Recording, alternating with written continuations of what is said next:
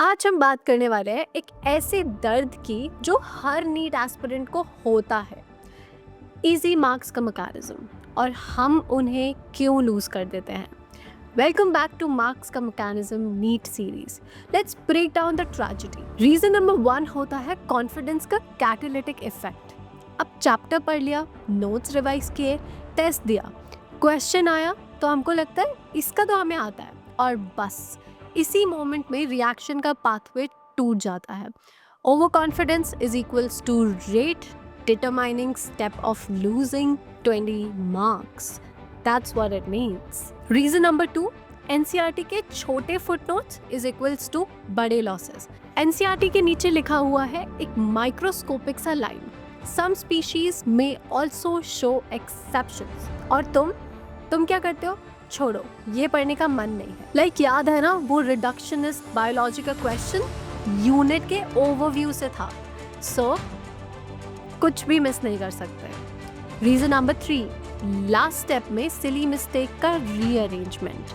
Well, तुमने पूरा solution सही किया, पर लास्ट स्टेप में तुम्हारा ब्रेन कहता है कि 3.14 को 3.15 बना दे, क्या फर्क पड़ेगा, साइन चेंज कर दे, देखते हैं क्या होता है, और result answer D instead of answer B.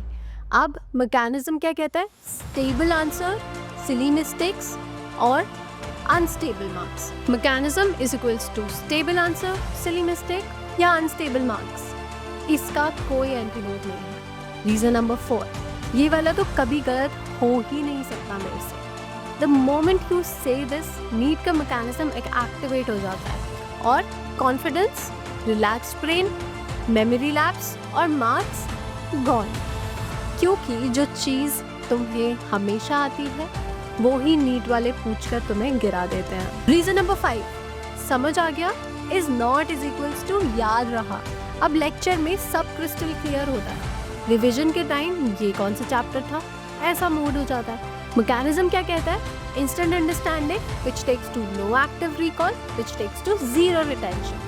Easy लगने वाले चैप्टर्स सबसे पहले भूलते हैं क्योंकि तुम उन्हें दोबारा रिवाइज ही नहीं करते। तो ऑब्वियसली ऐसा ही होगा। हमेशा हमारे पेरेंट्स हमसे कहते हैं कि स्कूल जाओ, पढ़ाई करो, वापस आओ तो ज़रूर से रिविजन करो, पर हम नहीं सुनते। रीज़न नंबर 6, टेस्ट में स्पीड का मतलब है लॉजिक का एलिमिनेशन। अब एग्जाम हॉल में अकल ऑटोमेटिकली ऑफलाइन हो जाती है। लिमिट लगता है, डेरिवेटिव सोच लेते हैं, ऑर्गेनिक का रीजन दिखता है, प्रोडक्ट का कुछ भी बना देते हैं। अब मैकेनिज्म क्या कहेगा? टाइम प्रेशर है और ब्रेन शट डाउन हो जाएगा। रीजन नंबर 7, एग्जाम हॉल के बोनस डिस्ट्रैक्शंस। पेन का कैप गिर जाता है, आगे वाला बंदा बहुत ही तेजी से OMR भर रहा है, टीचर खांसी कर रहा है, वॉल क्लॉक टिक टिक बहुत फास्ट चल रहा है होता है। आप समझते हैं कि स्टूडेंट्स इजी मार्क्स को क्यों लूज करते हैं? They think that it's easy, and exactly वही गलती होती है। नीट में कोई क्वेश्चन इजी तब तक नहीं है जब तक तुमने उसको 5 से 6 बार रिवाइज नहीं किया। Easy marks are not easy, they are just less root than medium marks. इतना आप याद रखिए उस्ताद, बाकी रब रखा।